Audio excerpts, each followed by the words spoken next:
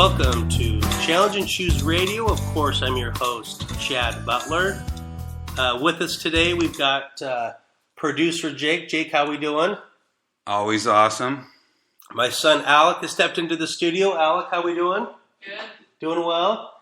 He's playing hooky today, so if his teachers are listening to the radio today, he really is sick.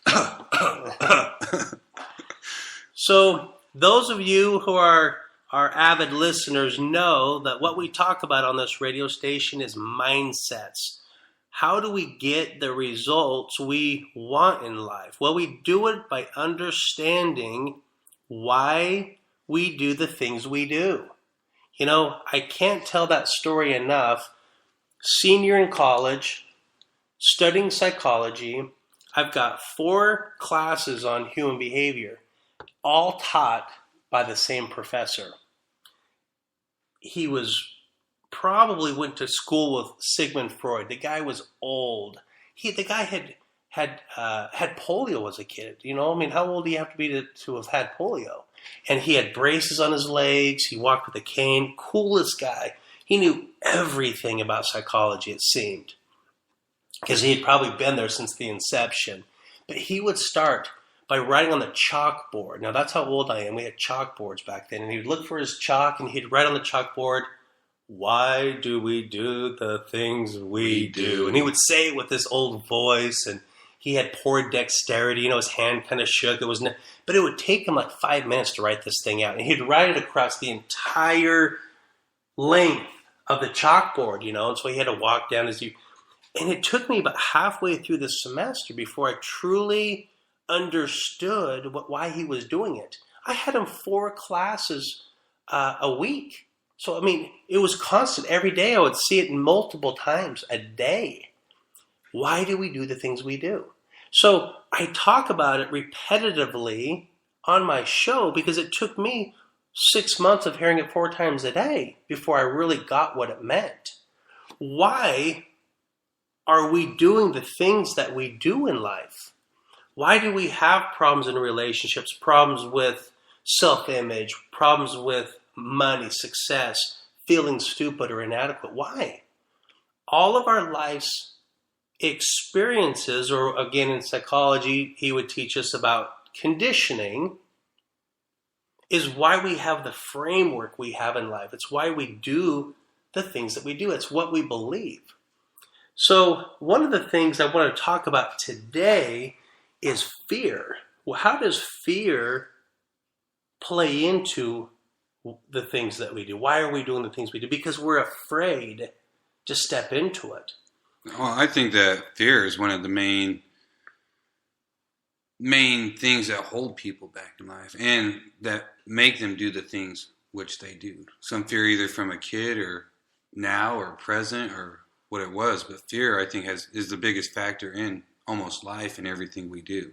You know, I've always had a fear of heights, and I've often thought where it started, and I really don't know, but I do remember when I was probably in 4th or 5th grade, I was playing at a buddy's house in the backyard, and they had a cement retention wall that was about 8 to 10 feet. It was way too tall for us to jump up and grab, and we were messing around on the ledge of it, and I fell off that head first and ended up landing on my back. Knocked the wind out of me, thought I had died. You know, there was like boards with nails in them, and I remember landing and thinking, you know the stories, an inch to the right, and I would have died or whatever. Yeah. I wondered if falling as a kid, I don't know, but I've always had a fear of heights. Why do I do the things I do? You know, well, that's one of them for me.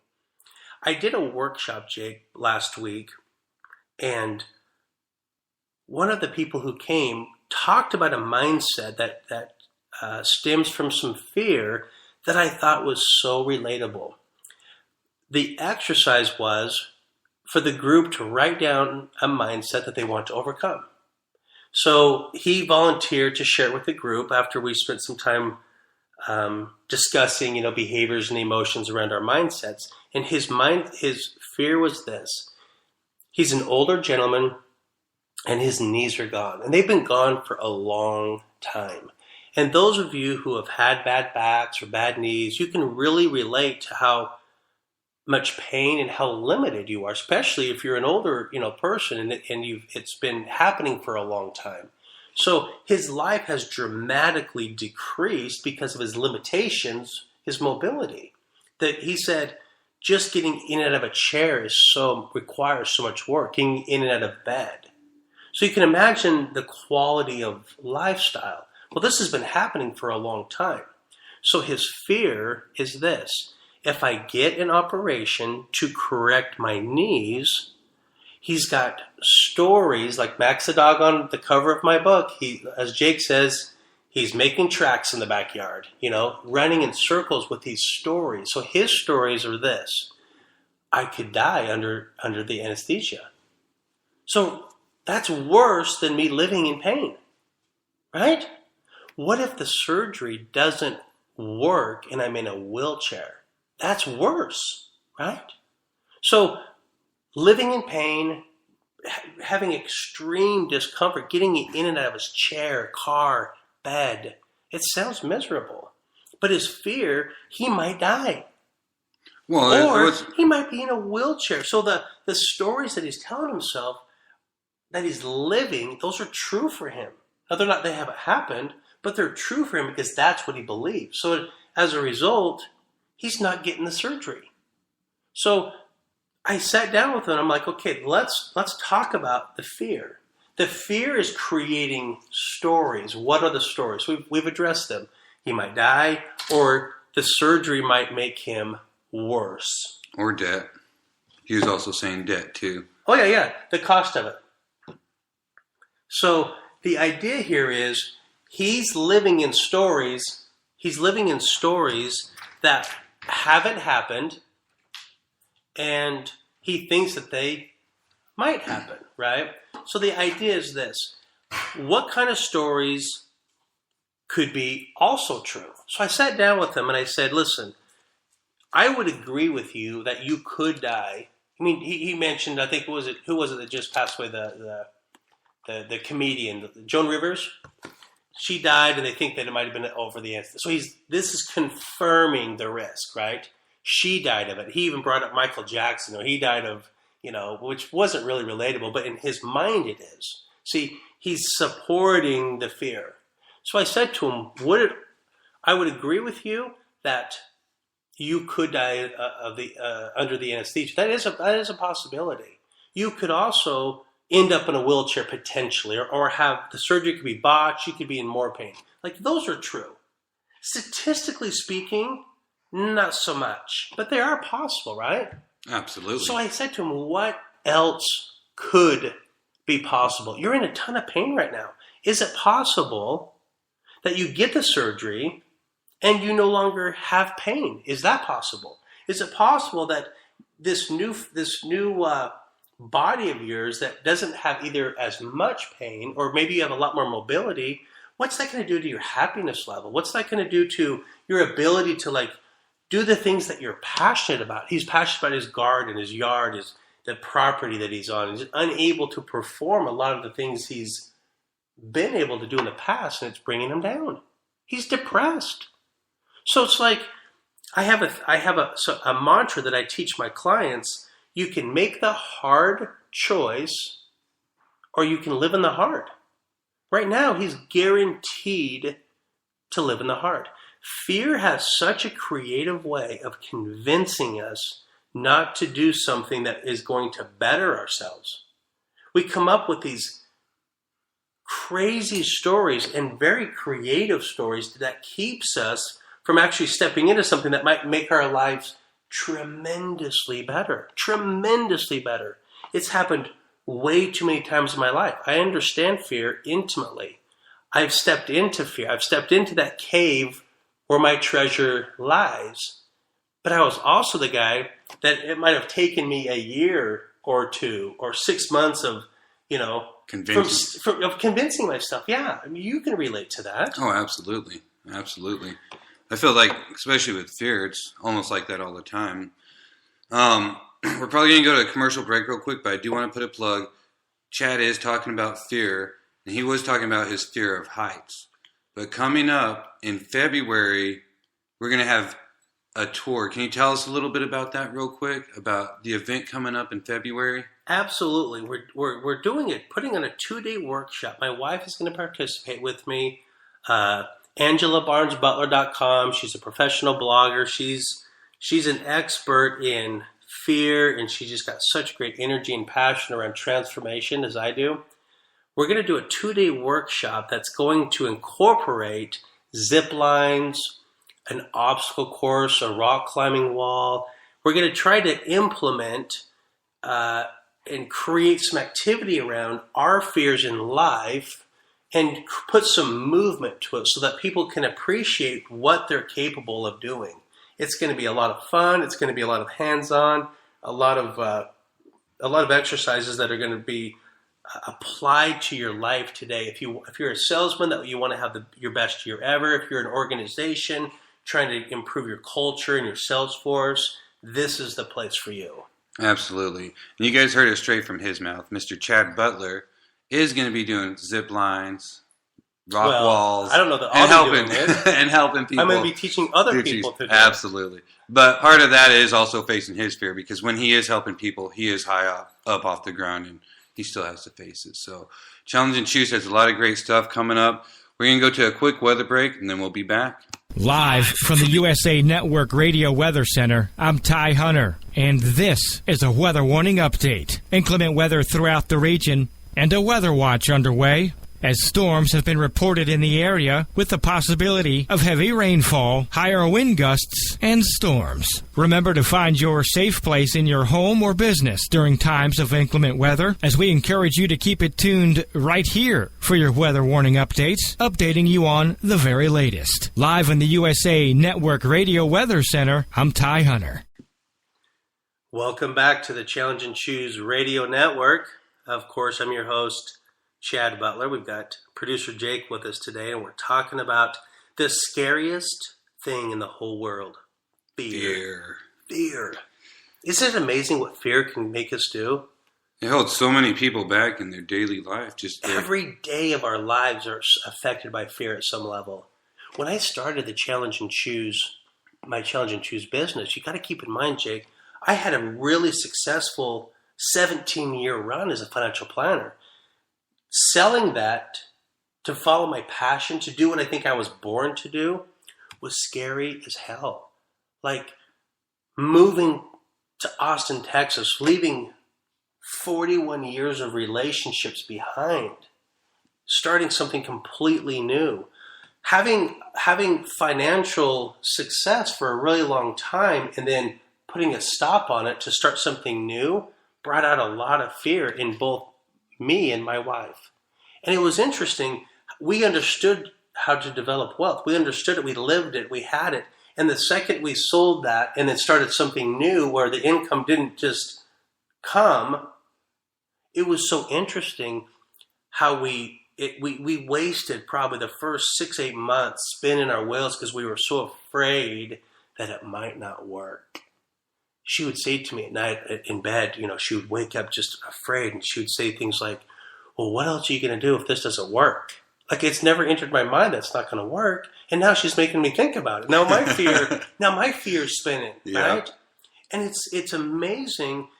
Two people who have been fairly successful for such a long period of time, and we understand this. As a matter of fact, we're teaching it, but yet we're affected by it just like everybody else. So it doesn't matter what level you're at, you still get the opportunity to learn it again. Well, like we were talking about, yours was fear to make this career change, but that gentleman that was at your workshop the other day, his fear was sometimes just getting out of bed, or fear to,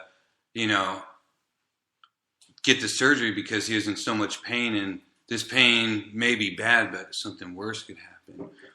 It's always something worse. And I heard, it might have been Mast and Kip, I can't remember who I heard this from most recently, but the idea was, until the pain outweighs the risk of what you were afraid of to begin with. In other words, if this guy was now faced with dying because of his bad knees, which isn't possible, but if he was faced with something so bad, he'd be willing to get the surgery. We're going to have to remove your legs, sir. if you don't get the surgery. It's at that point that Well, it's at that point that you actually have to make the change and that you have no other option but to make that change. I think so often, I think I was pretty fortunate because in my life, what I actually did is weigh fear with fear. So I started to say, what is it more fearful for me to take the step forward, or is it more fearful for me to be where I'm at when I'm 70 or 60 or not have taken this and have to regret it and not be able to do anything about it? So I always weighed fear with fear, trying to determine what I'm more scared of. Am I more scared, or do I have more fear to take the step of faith forward, or did I have more fear and did it consume me to be where I'm at now when I'm, 20 years from now, 30 years from now? You know what I've learned to do, Jake, because I've worked with so many people and I've done it in my own life. What's interesting is that fear is just a story. It's a fabrication of our mind. So what I do is it's all a Scooby-Doo episode. Yeah. It's fake. It's a cartoon. It's animated. So when we have these fears, like if we can go back to the client with his knees, the idea is this. It's just a fabrication. It could be true, but it hasn't happened yet. The future hasn't happened. We don't know. So he's living in something that hasn't happened.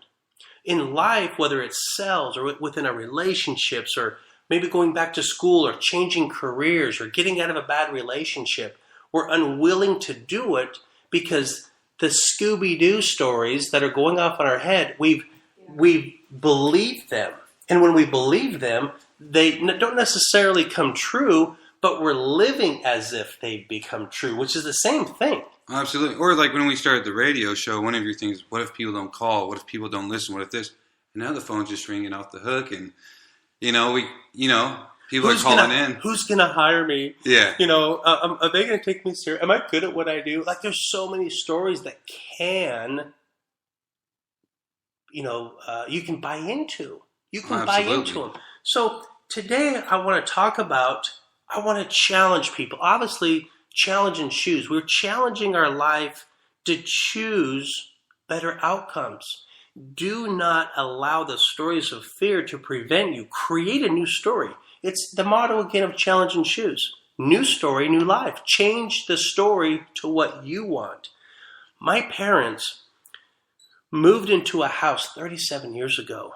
37 years ago. My mom did not like the house day one. Okay? I don't know. I don't remember why she would move into a house. She didn't, but they did. 37 years later, they're kind of like, we think that the area is not quite what it was. It's depressed. Their house is still awesome, but the area has really gone downhill. They've been wanting to move forever, but you get the stories, the fear. When you're older, my house is paid for. It's like if I sell it, the only thing we have. What's the alternative? The fear. My house isn't going to be worth what I think it is. Pardon me. They have tons of stories around why they shouldn't move. 37 years later of stories, they're not happy there. They like the people, but they're not in love with the area. Yeah. They've got great relationships, all that good stuff, but they really want some change. My point is this. 37 years later, their kids, myself, kids, other experiences in life, they say, we'll look into it. We will hire a realtor or at least engage one and just see. Turns out their house was so awesome by compared to the comparables, they got into a bidding war. Their house, they were able to get $50,000+ more dollars for their home than what they ever imagined they would be able to. Okay? They were able to get some unique financing to where they were able to get into a house that was 1,000 square foot bigger and it's brand spanking new. When they moved into that house 37 years ago, it was old. It wasn't a new home. They didn't build it. It wasn't a newly built home. So for 37 years, they lived in a place and in a home they never liked. Because how can I sell it? We bought it poor. It was a poor decision. The area's gone downhill. We'll never build stories. We're not going to get what we want. Fear. The values. Stories. Fear. Yep. Stories. You hit it right on the head. Exactly. And they called me this morning. This is honest truth. They called me this morning. Of course, I'm here in Austin, Texas. It's a long distance phone call now, right? They give me a call and they couldn't be happier. And this is what's fascinating to me. My parents had mindsets around the culture they lived in, the environment they lived in, very, very blue collar, and maybe even a little bit lower than blue collar, whatever that means. And now they live in an area that is retirees, generals and old, business owners. And it's a group of people that, in my mom's words, were a lot more progressive. She said all of the progressive people had moved and the people that replaced them weren't quite the same. Okay? All I'm saying is this. Their experiences, having been there for about 6 months, their mindset has now changed. They've been elevated. They're like, what the hell? What were we thinking over the last X amount of years? Like, they're kicking themselves. They're in their 70s, and now they're in a brand new home. They act like they're 50. They're so excited about life. They're young. They've got so much energy. They're the happiest I probably have ever seen them. And I'm 43. They're almost like new people. They're new people. New story, new life. New story, new life. They looked into it, and it couldn't have worked out better. It couldn't have worked out better. I would dare say that they were in a little bit of a depression, maybe a funk, we'll call it. They were in patterns. Again, they were wearing tracks in the backyard, a path. So is that what you call it? They're burning trails. They're running trails in their backyard, going in circles around living here in that house. Maybe some depression, maybe just funk, a rut. But now they've got some change. They're 20 years younger. And I would dare say that before they got 70, sometimes they acted older than 70. We're like, you guys need some change. But it was fear. Now they're the happiest people. So the people, are you listening? Turn up your radios. Do not wait 37 years. Don't wait 37 years. Don't wait another day. I mean, look into it. Now, maybe 20 years ago, it's been 37, maybe 10 or 15 years ago, maybe they didn't get quite. Who knows, though? Who knows? You know what? I'm going to retract that. They might even have got more money if they would have done it 15 years ago, 10 years, whenever. All I'm saying is they're living their passion and they're living their dream. And as their son, I couldn't be happier for them. They looked into it, and now they're talking to me about mindsets, which I love. Chad, you won't believe the difference in mindsets. You wouldn't believe the difference in people's views. It's more progressive. The way they view life, it's just so different. And if I would dare say, I should have had them on today's guest, they probably judged people that lived in more affluent areas. Shame on them. Money's the root of all evil, because in their environment, that was the mindset. And now that they're in this new mindset, they're now talking, how those people act and view. And I'm like, you were one of them. You were them. It's funny how that is. It changes. And that doesn't make them bad and now good, or good and was bad. It's just a difference in our stories. Mm-hmm. They're being able to live the benefits of life. And it relates to your businesses out there in Challenge and Choose Nation. It relates to your relationships. It relates to whatever dream you're trying to accomplish. We can't let fear and the Scooby-Doo stories, the animated stories that comes out of our fears. Well, it sounds like to me that your parents were so scared of certain aspects of it, but then at the end of the day, or the 37 years, when they actually made that change and took that step into that fear, that it opened up their eyes. It gave them a whole different life, and that's huge. And if anybody listening, they could catch or grab that concept just on the radio show and not have to wait 30-something years. That's huge too. You don't have to wait. This is a shameless plug, but hire us. Hire me. Let me come in and do some training. Sometimes you need an expert to help, and I'm just saying that to say I don't want to hear that story ever again. I don't want to hear a story about someone who waited 15 years to change their career. I could tell you countless stories of clients I've worked with that the fear kept them from making changes. As a matter of fact, we've got about 5 minutes. I'm going to tell one story that changed my life. That was a client of mine. This guy worked in the construction industry, hated his job with a passion. It was commercial stuff, $100 million, maybe a couple $100 million company that he worked for. He was a sales guy. They built, hospitals and stuff. He hated his boss. He hated his job. He traveled like crazy, wasn't making what he wanted, and he was always gone. As a result, his marriage was suffering. I think he admitted that he was probably drinking heavier than usual. His health, he had high blood pressure. I mean, the story goes on and on and on about how this fear of hating his current situation kept him really unhealthy and really unhappy.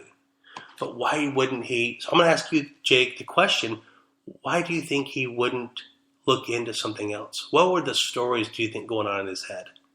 Probably just stories of fear of why it won't work out, why he can't do it, why he's not making the sale, why his wife's going to leave him because he can't make the house payment or afford that. And probably at the same time, it's just an easier story to let's just keep drinking a little bit more and make it seem, drink it away. So remember the quote we used a little bit ago, and it oftentimes our situation has to be worse than the alternative before we're willing to make a change. For him, guess what the story was? What if I get a job that I hate even more? Do you see what I'm saying? Fear keeps you from making decisions because we think it'll be worse. Like my client with the bad knees. I'll die. I could die from the surgery. Right? That's a possibility, but statistically speaking, shouldn't even be on your radar. Statistically.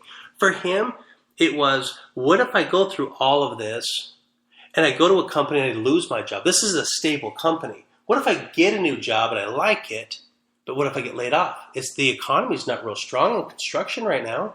At the time, right? At the time. This was a handful of years ago. So he didn't do anything about it. So we're sitting down one day, and as a matter of fact, it was more of just a personal, like a lunch, just like we were just kind of talking. And he brings up some of these pains and stuff. And I said to him, let's call him Greg. I said, Greg, what if you looked into it and it was better? I've already heard your sob stories about how it might be worse. You can lose your job. Those things are true, but right now you're miserable. How much worse does it have to be for you to make change? He looks into it. He gets a job making 40% more than what he was making, with less travel, more opportunity, and he could be his own boss. Now the story gets better than that.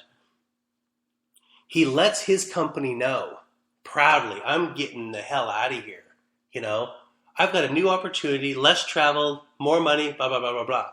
The owner of the company calls him, I want to go to lunch. He calls me up, he's like, what do I do? I say, he's not calling you to wish you farewell.